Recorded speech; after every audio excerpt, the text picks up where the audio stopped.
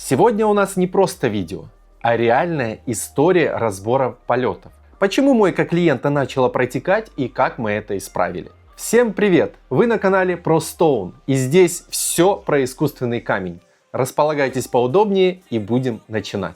Мойка из искусственного камня, в нашем случае акриловый камень, это не просто кусок камня.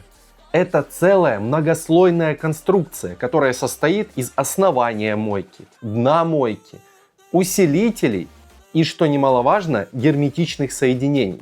И если на этапе производства где-либо допустить ошибку, будет течь. Может не сразу, но 100% протечет. Собственно, как и у нашего клиента. И прежде чем мы приступим к самому интересному, хочу попросить вас проставить лайкосики данному видосу, а также подписаться. А тем, кто оформил подписку, отдельное огромное спасибо. А мы продолжаем. Нам поступил заказ на ремонт мойки. Изделия не наши, но помочь все равно пришлось нам. Мойка, собственно, в прошлом выставочный образец, как и вся столешница. Где-то, когда-то стояла в шоу-руме, и со временем была продана клиенту за недорого. Сейчас будет со слов клиента. Сливала воду с картошки, затем услышала громкий стук, и мойка протекла. Да, неприятная проблема. По своему опыту скажу, что из-за кипятка такого произойти не могло.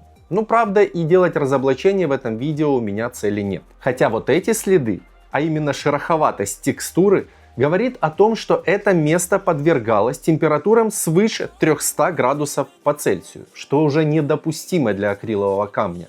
И, естественно, результат налицо.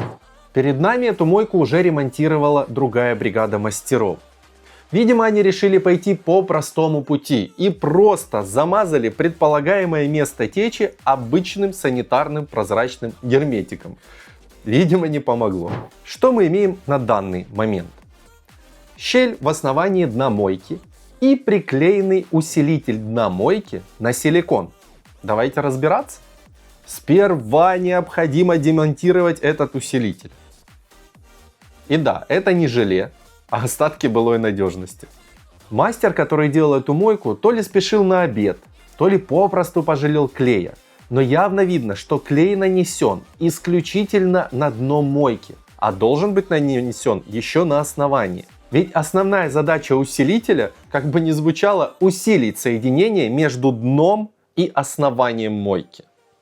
Здесь, получается, усилитель нес сугубо декоративную функцию, не более того. Что ж, исправляем. Зачищаем все, что можем, механическим способом. Далее, что немаловажно, обезжириваем. И склеиваем все обратно. Но, правда, уже не на силикон, а на специальный двухкомпонентный акриловый клей. Вот этот клей 100% будет держать эту мойку очень долго. И да, по техническим причинам часть усилителя пришлось заменить на наш. И да, не смейтесь, у нас на производстве не нашлось камня, остатка цвет данной мойки.